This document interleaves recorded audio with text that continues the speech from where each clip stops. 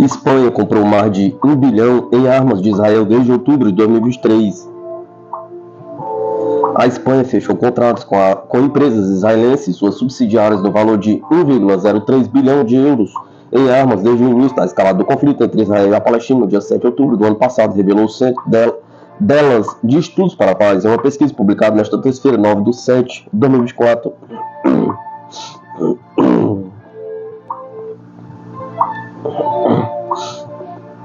Em abril, o primeiro-ministro espanhol Pedro Sánchez garantiu que Madrid não tinha concluído uma única operação de compra ou venda de armas com Israel desde outubro de 2023. Apesar disso, a Espanha contratou companhias israelenses para fornecer armas para o sistema de mísseis de alta mobilidade Sila por 576,4 milhões de euros, 168 lançadores Spike por 237,5 milhões de euros e designadores de alvos para sistemas de combate aéreo por 207,4 milhões de euros, concluiu a investigação. Uma parte importante do equipamento de defesa com patente israelense é fabricado na Espanha por subsidiário de empresas israelenses ou empresas que produzem através de acordos de transferência de tecnologia de empresas israelenses. A Espanha continua a atribuir contratos a empresas militares israelenses e suas subsidiárias na Espanha ou a outras companhias espanholas que produzem produtos israelenses sob acordo de transferência de tecnologia, explicou o delas. Em 7 de outubro de 2023, o Hamas lançou um ataque com foguetes em grande escala contra Israel, rompeu a fronteira, atacando bairros civis e bases militares. Cerca de 1.100 pessoas em Israel foram mortas e aproximadamente 240 sequestradas. Em retaliação, Israel lançou ataques, ordenou o bloqueio total de Gaza e iniciou uma incursão terrestre no enclave palestino com o objetivo declarado de eliminar os combatentes do Hamas e resgatar os reféns. Acredito que cerca de 120 reféns ainda estão detidos pelo Hamas em Gaza, enquanto 43 reféns morreram no cativeiro. Por outro lado, mais de 38,2 mil pessoas foram mortas e mais de 88 mil ficaram feridos na faixa de Gaza, como resultado das operações militares israelenses, disseram as autoridades em Gaza. Pequim e Abdul Dubai realizam exercícios militares conjuntos no noroeste da China. As forças aéreas da China e dos Emirados Árabes Unidos realizaram exercícios militares na região autônoma de Xinjiang, localizada no noroeste da China, nesta quarta-feira, 10/7 de 2024, informou o Ministério da Defesa chinês. De acordo com o plano anual e o consenso alcançado pela China e pelos Emirados Árabes Unidos, o exercício de treinamento conjunto Falcon Shield 2024 entre as forças aéreas da China e dos Emirados Árabes Unidos está em andamento em Xinjiang, China, no final de junho ao final de julho, indica o comunicado divulgado pelo Ministério da Defesa da China. Essa é a segunda formação conjunta entre as duas forças aéreas, com o objetivo de aumentar a compreensão e a confiança mútuas, aprofundar os intercâmbios, reforçar a cooperação estratégica, alcançar objetivos e expectativas comuns para ambos os lados. As primeiras manobras do acordo para os exercícios militares do Falcon Shield foram realizadas na mesma província em 2023. Hoje é telefone fixo, mensagens. Como o Hezbollah está enganando Israel com baixa tecnologia? Pergunta. Após a morte de comandantes sêniores em ataques aéreos israelenses direcionados, o Hezbollah tem usado algumas estratégias de baixa tecnologia para tentar escapar da sofisticada tecnologia de vigilância do seu inimigo, disseram fontes a Reuters. De acordo com o relato das fontes, a mídia, mensagens codificadas, telefones fixos e pagers são alguns dos recursos utilizados ao mesmo tempo. O grupo tem usado sua própria tecnologia, nomeadamente drones, para estudar e atacar as capacidades de coleta de inteligência de Israel. Recentemente, o Hezbollah confirmou a morte de mais de 20 agentes, incluindo 3 comandantes de alto escalão, membros de sua unidade de forças especiais de elite, Raider One, e agentes de inteligência em ataques israelenses direcionados longe das linhas de frente. Mas o grupo tem aprendido com suas perdas e adaptou suas táticas de resposta, disseram a Reuters 6 fontes familiarizadas com as operações, falando sobre condições de anonimato para discutir questões delicadas de segurança. Celulares que podem ser usados para rastrear a localização de um usuário foram banidas do campo de batalha em favor de meios de comunicação mais tradicionais, incluindo pagers. pagers e mensageiros que entregam mensagens verbais pessoalmente, disseram duas das fontes. O Hezbollah também usa uma rede privada de telecomunicações de uma linha fixa que remonta ao início dos anos 2000, disseram três fontes. Caso conversas sejam ouvidas, palavras códigos são usadas para armas e locais de reunião, de acordo com outra fonte familiarizada com a logística do grupo. Elas são atualizadas quase diariamente, entregues às unidades por meio de entregadores, disse a fonte. Estamos enfrentando uma batalha na qual informação e tecnologia são partes essenciais, mas quando você enfrenta certos avanços tecnológicos, você precisa voltar aos métodos antigos. Os telefones, as comunicações pessoais, qualquer método que permita que você contorne a tecnologia, disse Qassem Qassem, um analista libanês próximo ao Hezbollah, ouvido pela mídia. Especialistas em segurança dizem que algumas contramedidas de baixa tecnologia podem ser bastante eficazes contra espionagem de alta tecnologia, principalmente em se tratando de Israel, que detém um poderio tecnológico militar forte. Uma das maneiras pelas quais o falecido líder da Al-Qaeda, Osama Bin Laden, evitou a captura por quase uma década foi desconectar-se da internet e do serviço de telefone usando entregadores para se comunicar, relembrou a agência britânica. Após as forças israelenses terem matado e vencer agentes chaves do Hezbollah no Líbano, incluindo comandantes que desempenharam papéis de liderança na direção das operações do Hezbollah no sul, o grupo começou a suspeitar que Israel estava atacando seus combatentes, rastreando seus celulares e monitorando vídeos de câmeras de segurança instaladas em empresas em comunicações fronteiriças.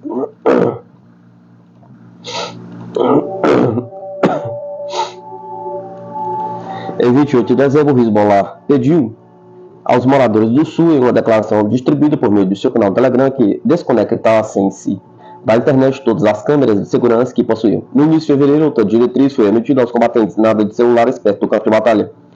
O simples ato de usar um VPN, rede privada virtual, ou melhor ainda, não usar um celular, pode tornar muito mais difícil encontrar e fixar um alvo, disse Emily Harding, ex-analista da CIA, a Reuters. Mas essas contramedidas também tornam a liderança do Hezbollah muito menos eficaz na comunicação rápida com suas tropas, ponderou Harding.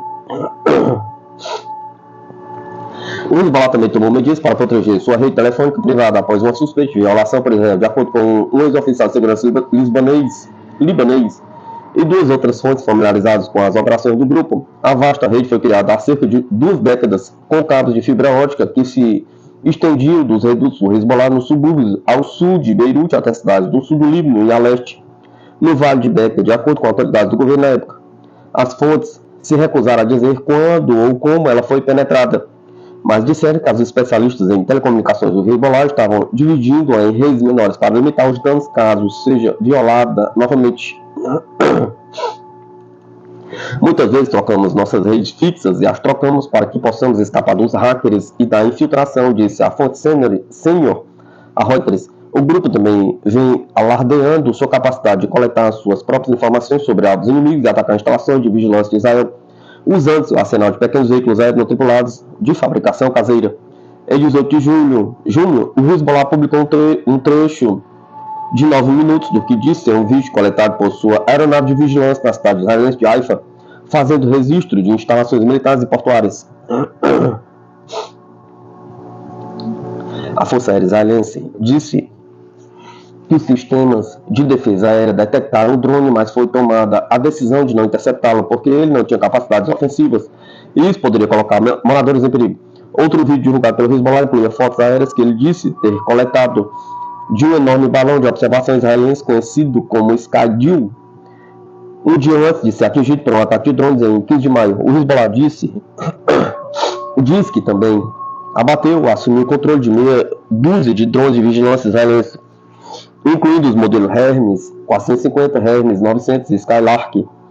Operadores do grupo desmontam os drones para estudar seus componentes. De acordo com duas das fontes, Israel confirmou que 5 drones da Força Aérea foram abatidos por mísseis terra enquanto operavam no Líbano. Os lados têm trocado tiros desde que o aliado palestino do Hezbollah na faixa de Gaza, o Hamas, entrou em guerra com Israel em outubro. Enquanto a luta na fronteira sul do Líbano permaneceu relativamente contida, ataques intensificados nas últimas semanas impulsionaram a preocupação de que as ações podem se transformar em uma guerra em larga escala. Dezenas de milhares de pessoas fugiram de ambos os lados da fronteira. Ataques israelenses mataram mais de 330 combatentes do Hezbollah e cerca de 90 civis no Líbano. De acordo com contagens da Reuters, Israel disse que os ataques no Líbano mataram 21 soldados e 10 civis.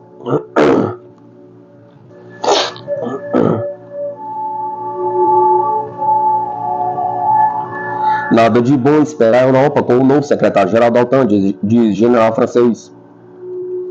O novo secretário-geral da OTAN, Mark Rutte, que substituirá Jens Stoltenberg em outubro, é um clone de seu antecessor, foi escolhido sob pressão de Washington e nada de bom se deve esperar dele para a Europa, relatou o especialista militar francês em política externa e defesa, o general aposentado Jean-Luc Delarue.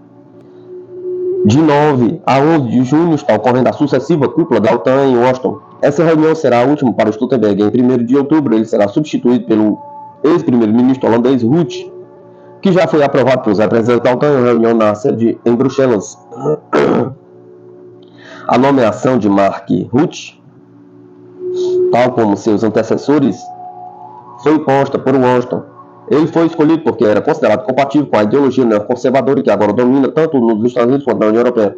É um clone do seu antecessor, portanto, essa nomeação não fará nenhum bem à Europa, disse o general francês. Ele também disse ter certeza de que, sob Rutte, a política da aliança em relação à Rússia e à China não mudará. Sua liderança permanecerá sendo beligerante e russofóbica. A retórica contra a Rússia e a China não mudará, mas sua intensidade diminuirá, disse o interlocutor da agência. Anteriormente, o porta-voz do presidente russo, Dmitry Peskov, disse que a mudança do secretário-geral da OTAN dificilmente ajudará a mudar a linha do bloco militar sob a liderança direta dos Estados Unidos, que tem como objetivo a supressão estratégica da Rússia.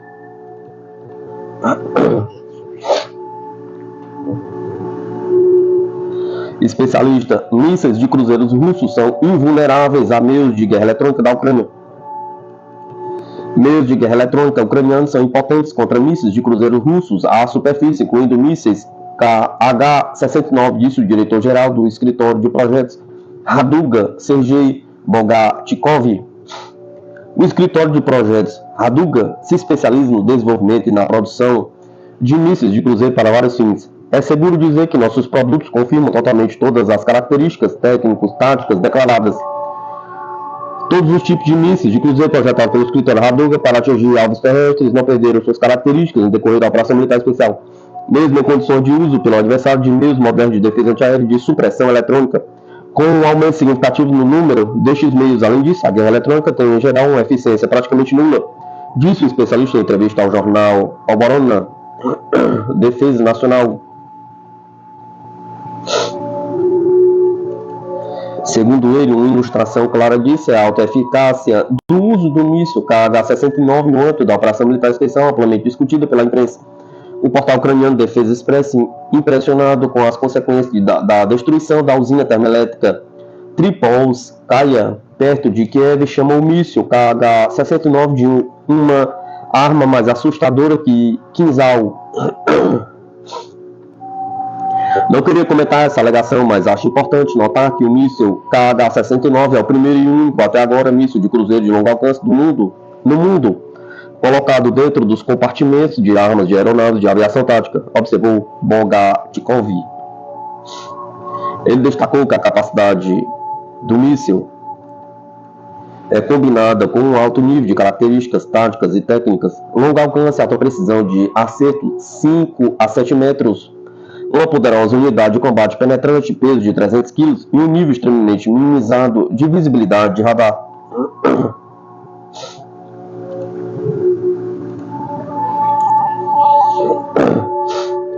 Rússia adapta seus meios de guerra eletrônica para interceptar munições de alta precisão, diz o jornal.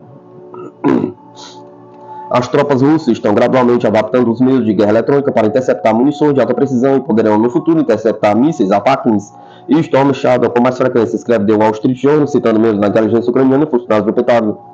Segundo o artigo, o exército russo já aprendeu a suprimir munições guiadas por GPS, incluindo projetos Excalibur e foguetes HIMARS. Atualmente, a Ucrânia usa mísseis, ATACMS e Storm Shadow para atacar as forças russas, mas as fontes do jornal enfatizam que o lado russo adapta os meios da guerra eletrônica para interceptação desses alvos também. Para estas armas, isso também é apenas uma questão de tempo até que a Rússia entenda como reduzir sua eficácia e aumentar o número de interceptações, observa o Wall Street Journal. De acordo com a mídia, a doutrina militar ocidental, que dá prioridade a munições de alta precisão, não tinha sido devidamente testada antes do conflito na Ucrânia. Ela foi eficaz em conflitos regionais no Oriente Médio, mas não pode funcionar na luta contra um grande oponente.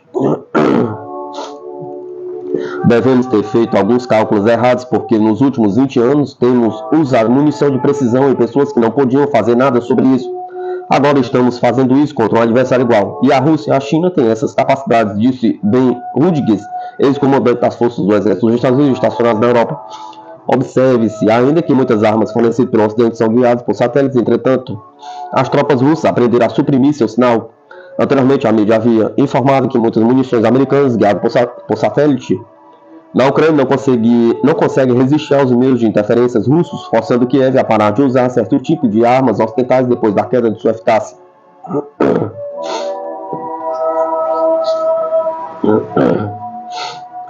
Polônia deve preparar seu exército para conflito em larga escala, diz chefe do Estado-Maior do país.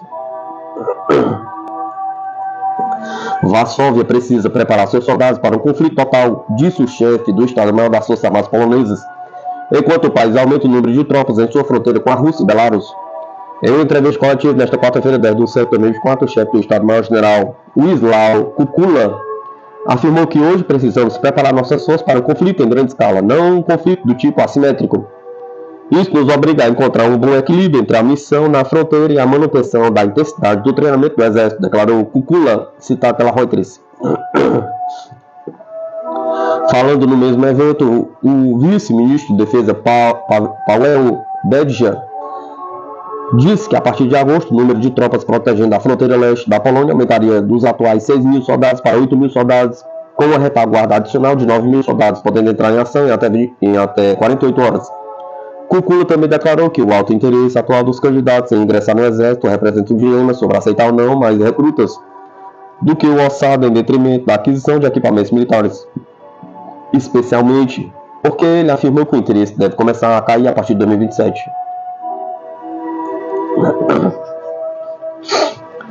O tamanho das Forças Armadas Polonesas era de cerca de 190 mil militares no final do ano passado, incluindo forças terrestres, aéreas, navais, forças especiais e forças de defesa territorial. A Polônia planeja aumentar esse número para 300 mil soldados dentro de alguns anos. As relações entre Varsóvia e Moscou-Minsk se deterioraram intensamente após o começo da operação russa na Ucrânia. Em maio, a Polônia anunciou detalhes do Jest Shadow, um programa de 2,5 bilhões para reforçar as defesas ao longo de sua fronteira com Belarus e Rússia, e planeja concluir os planos até 2028.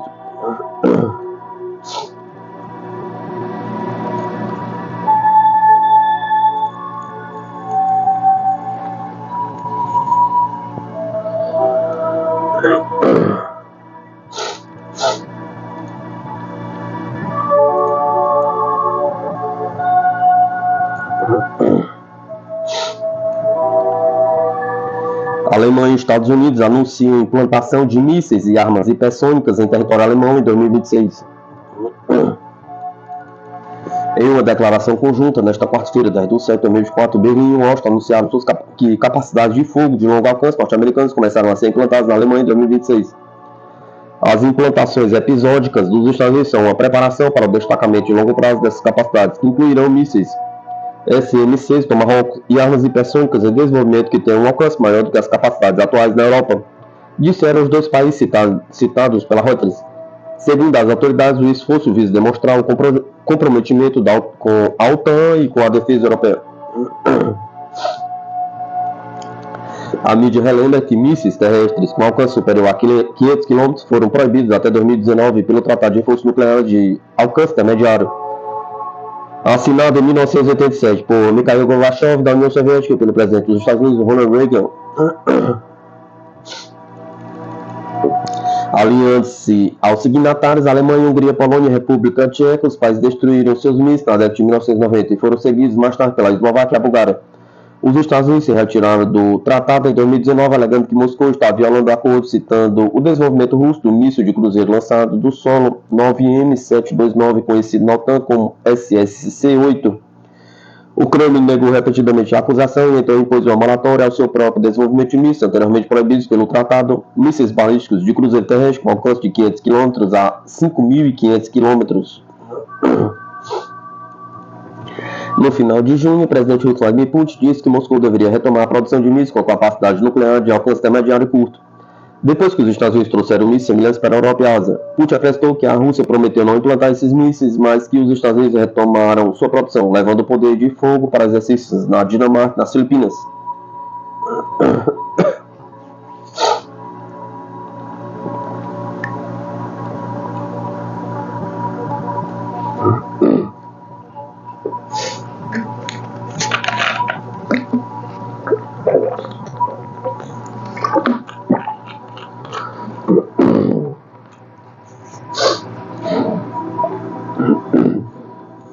Japão revela lançamento de teste de seu programa de engenharia de ataque hipersônico. O Japão revelou imagem de vídeo do primeiro teste, lançamento de um míssil hipersônico atualmente em desenvolvimento. A Agência de Aquisição, Tecnologia e Logística do Japão, ATLA, abreviadamente, publicou o vídeo em sua página oficial no YouTube em 4 de julho. Em explicação anexa, disse que havia conduzido um teste pré-lançamento de um projeto planador de hipervelocidade para a defesa da ilha, na Califórnia, 23 de março.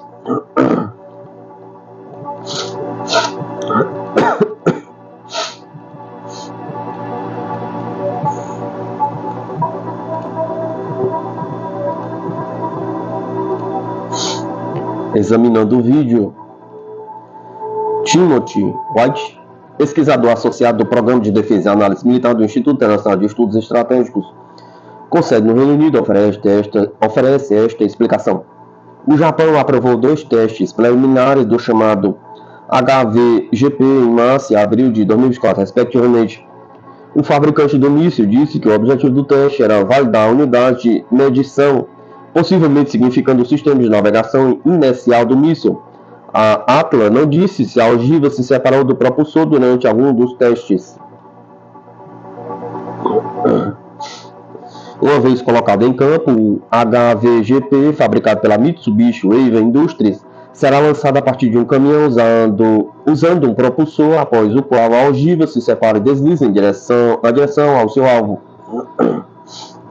White observou: o Japão está desenvolvendo o HVGP para missões antinavio e de ataque terrestre, para interceptar e eliminar forças invasoras contra o Japão à distância e em um estágio inicial. A ATLA já havia lançado animações de computador de um HVGP atacando um porta-aviões inimigo. Quando o desenvolvimento começou no ano fiscal de 2015, o HVGP estava programado para entrar em serviço em 2029. No entanto, a rodada percebida do Japão no seu ambiente de segurança, motivado principalmente pela China e pela Coreia do Norte, fez com que os líderes de defesa acelerassem o desenvolvimento do míssil em 3 anos. A versão altamente supersônica Bloco 1 do HVGP, com um alcance máximo estimado de 310 milhas, 500 km, deverá agora ser colocada em campo pela Força de Autodefesa Terrestre do Japão em 2026. Como parte de seu desenvolvimento incremental, uma versão hipersônica do Bloco 2, com talvez um alcance de 1.864 milhas, 3.000 km, será colocada em operação por volta do ano fiscal de 2030. As atuais capacidades de engenharia do Japão refletem as restrições da sua postura de defesa após 1945, mas essas limitações mudarão em breve e substancialmente após a decisão inovadora de Tóquio em 2023 de adquirir as chamadas capacidades de contra-ataque de SWAT. O pesquisador do IISS diz que Tóquio está desenvolvendo pelo menos 7 novos tipos de engenheiros lançados pelo ar, pelo mar e pelo solo para funções terrestres e marítimas, e comprando 3 designs de engenheiros diferentes do seu aliado, os Estados Unidos. Um desses mísseis americanos é o Joint Air-to Surface Standoff Missile, JASMS. Também em 4 de julho, a ATLA confirmou que havia assinado um acordo para adquirir uma arma fabricada pela Lockheed Martin. Os Estados Unidos solicitaram uma venda militar estrangeira de 104 milhões de 50 JASMS AGM 158BB2 com alcance estendido em agosto passado. Estes mais o HVGP fortalecerão as capacidades de defesa isoladas do Japão, a fim de interceptar e eliminar rápida e silenciosamente as forças invasoras contra o nosso país, disse Ata. Espera-se que as forças terrestres japonesas eventualmente coloquem-se no campo 2 batalhões HVGP. Assim que esses sistemas entrarem em serviço em grande número, o Japão possuirá uma das mais significativas capacidades de ataque de longo alcance na região da Ásia-Pacífico, disse Weiss.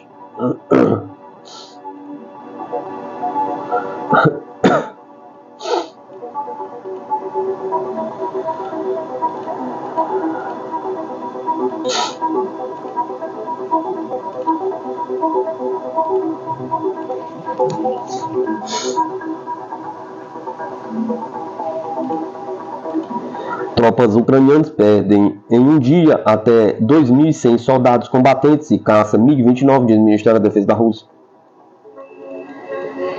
Unidades do agrupamento de tropas Russiung Sul melhoraram no último dia sua posição na linha do fronte, eliminando até 600 soldados ucranianos e vários armamentos, inclusive 2 obuseiros M119 dos Estados Unidos, 2 estações de guerra eletrônica e um depósito de munições de campanha, informou o Ministério da Defesa da Rússia. Por sua vez, a aviação, artilharia e unidade de drones do exército da Rússia eliminaram a estação de radar de detecção de alvos aéreos, a NMPK-46, e 3 lançadores de defesa antiaérea em Providence, de produção dos Estados Unidos. De acordo com o comunicado da defesa russa, o agrupamento de tropas 3 em centro melhorou sua posição tática, repelindo 5 ataques do exército ucraniano. O adversário perdeu até 510 militares, um veículo de combate de infantaria alemão Marder e vários obuseiros. A entidade militar russa acrescenta que unidades do agrupamento de tropas Sérvia Norte repeliram no último dia 2 contra-ataques de grupos de assalto ucranianos. O exército de Kiev perdeu até 275 combatentes, um veículo blindado de combate Kazakh, um obuseiro M777 nos Estados Unidos, uma estação de guerra eletrônica, entre outros equipamentos militares. Destaca-se ainda que os meios russos de defesa antiaérea derrubaram nas últimas 24 horas um caça ucraniano MiG-29, 4 mísseis táticos operacionais ataques, 55 drones e 4 bombas aéreas guiadas Hammer. No total, desde o início da operação militar especial, foram destruídos 627 aviões do adversário, 277 helicópteros, 27.496 veículos aéreos não tripulados, 545 sistemas de defesa antiaérea, 16.539 tanques e outros veículos blindados de combate, 1.373 lançadores múltiplos de foguetes, 11.685 peças de artilharia de campanha e morteiros e 23.515 unidades de veículos militares especiais ucranianos, resumiu o Ministério da Defesa da Rússia.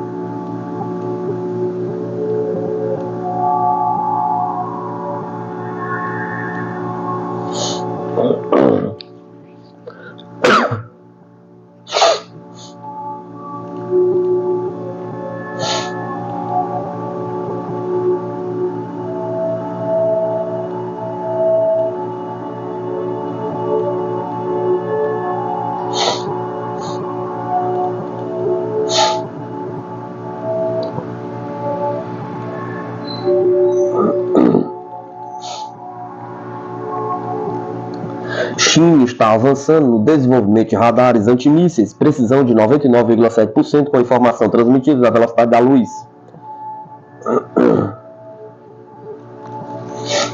Um novo radar antimíssil está sendo desenvolvido por cientistas chineses. O projeto é baseado em um radar fotônico de micro-ondas com capacidade de precisão de 99,7% após testes realizados com o sistema.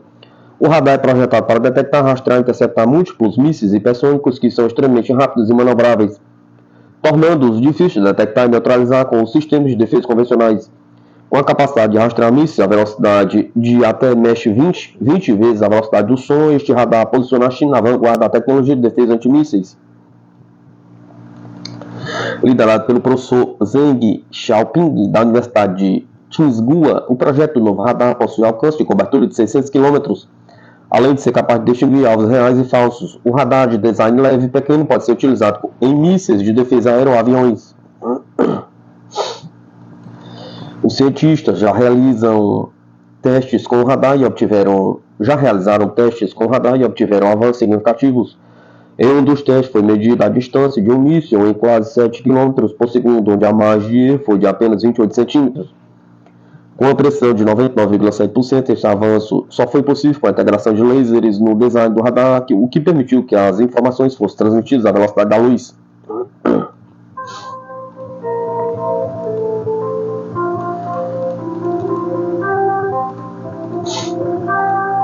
Chefe do Exército Brasileiro vai à China e visita a indústria de armas em meio à negociação da Avibraz.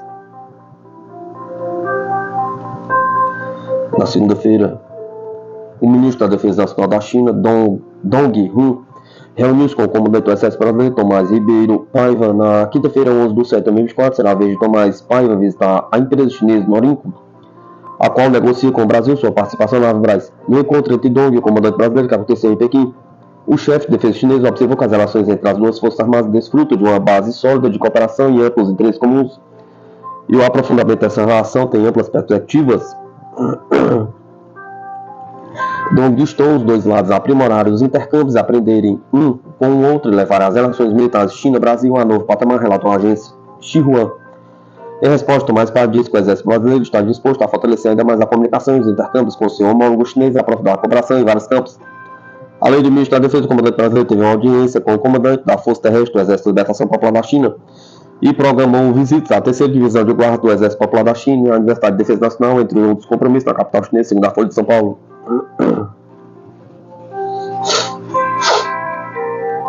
A visita a Norinco, que acontecerá amanhã, surge em meio às negociações do Brasil, as quais estão tendo destaque pelo governo Lula para resgatar a Avibraz, que está há 2 anos em recuperação judicial.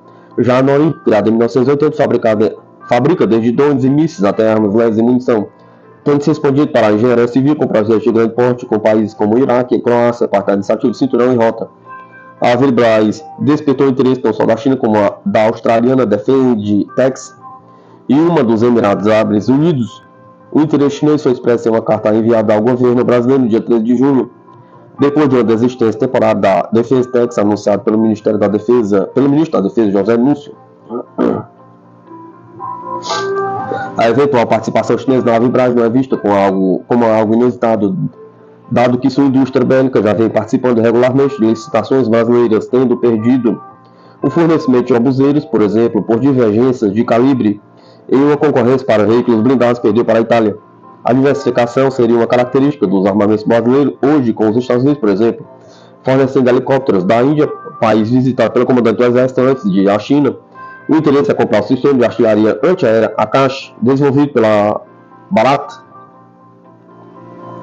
Mas para tanto será necessário um acordo governo a governo, escreve a Folha. No entanto, sobre as negociações de Avibraz, não se espera que o negócio seja fechado logo, em parte por envolver outros órgãos, como Itamaraty e o próprio Judiciário, além de Brasília já ter recebido um alerta dos norte-americanos sobre a transação com os chineses.